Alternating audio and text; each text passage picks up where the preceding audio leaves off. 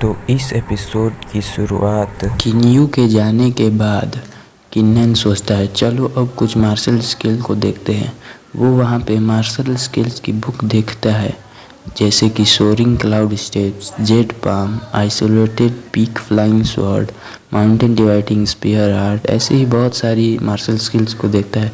लेकिन वो सारे इसे सूट नहीं करते हैं, इसलिए वो इन्हें छोड़ देता है और वो अपने स्टाइल को सूट करने वाला कोई मार्शल बुक ढूंढने लगता है। तभी उसे पीछे एक पुरानी सेवर आर्ट दिखती है, जिसे देख के वो सोचता है ये तो थंडर क्रैश सेवर आर्ट है, एक ऐसी स्लैश जो कि बिजली की तेज़ी से भी होती है।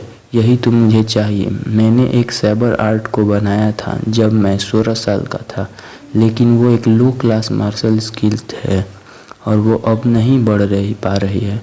वो लो क्लास पे अटक गई है।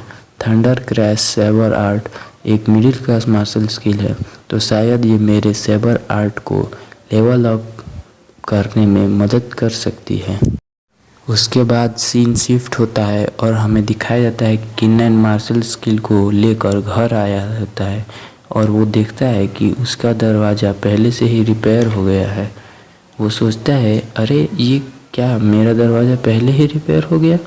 तभी उसे बगल से कोई बोलता है तो तुम वापस आ गए।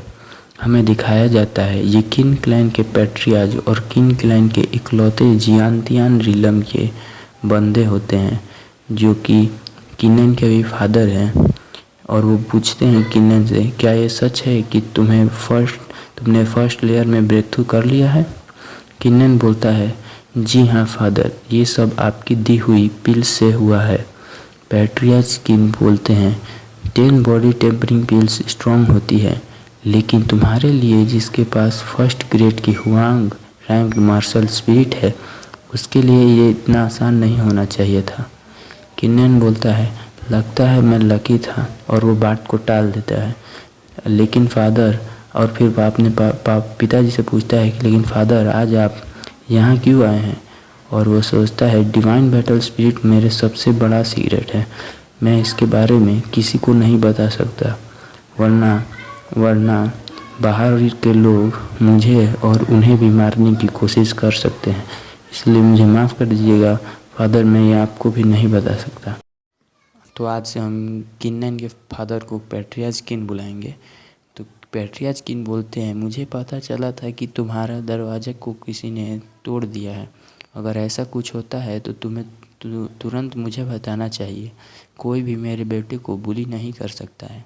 किन्नन कहता है फादर, ऐसी छोटी चीज़ों को मैं अपने आप ही हैंडल कर सकता हूँ।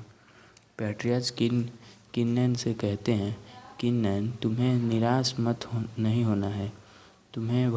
मुझे तुम पर भरोसा है कि तुम एक दिन मार्शल आर्ट के बहुत बड़े एक्सपर्ट बनोगे। इसलिए अगर तुम्हें कोई पिल्स चाहिए कल्टीवेशन के लिए तो मुझे बताना। किन्नन बोलता है हाँ फादर, मैं आपसे एक रिक्वेस्ट करना चाहता हूँ कि आप मुझे 100 या 200 या हो सके तो 500 पिल बॉडी टेम्परिंग पिल्स ला के दे सकते हैं, क्योंकि ये मेरी कल्टीवेशन में मदद कर सकते हैं।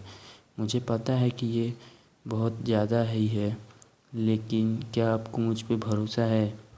ये बोलकर वो अपने मन में सोचता है कि 10 पिल्स के साथ अगर मेरी divine battle spirit 6th grade से 7th ग्रेड की हुआंग रैंक मार्शल स्पिरिट बन सकती है, तो क्या होगा अगर मैं इसे 100 पिल्स या 200 पिल्स या फिर 500 पिल्स दे दूँ। तो ये सोचकर वो काफ़ी खुश होता है। ये सुनते ही पैट्रियाज किन बोलते हैं क्या तुम्हें 500 पिल्स चाहिए, आखिर तुम्हें इतनी सारी पिल्स क्यों चाहिए। तो ये सुनते ही किन्नन परेशान होने लगता है, वो ऐसे बोलने लगता है। तभी वो बोलते हैं पैट्रियाज किन बोलते हैं कि ठीक है, अगर तुम्हें नहीं बताना है तो मत बताओ, लेकिन 500 पिल्स कोई छोटा नंबर नहीं है। मैं इसे इकट्ठा तो कर लूँगा, पर मुझे इसके लिए थोड़ा समय लगेगा। फिर हमें 3 दिन के बाद का सीन दिखाया जाता है, जहाँ पर किन्नन कल्टीवेशन कर रहा होता है और वो वहीं पर अपने बॉडी टेम्परिंग रिलम के 2nd लेयर पर ब्रेक थ्रू कर लेता है। वो बोलता है कि आखिरकार मैंने अपने बॉडी टेम्परिंग रिलम के सेकेंड लेयर पर ब्रेक थ्रू कर लिया। उसके बाद किन्नैन हमें कल्टीवेशन के बारे में बताता है, बॉडी टेम्परिंग रिलम के बारे में, कि बॉडी टेम्परिंग रिलम को 10 स्टेजों में बांटा गया है।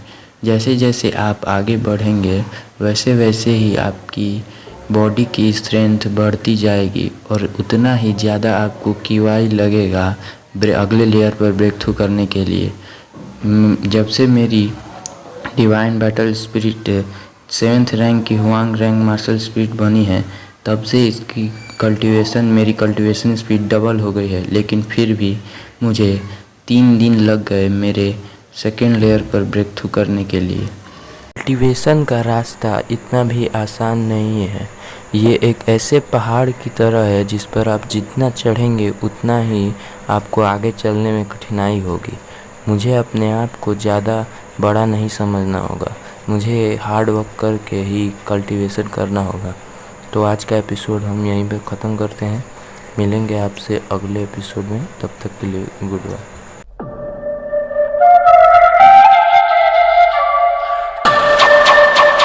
影分身の術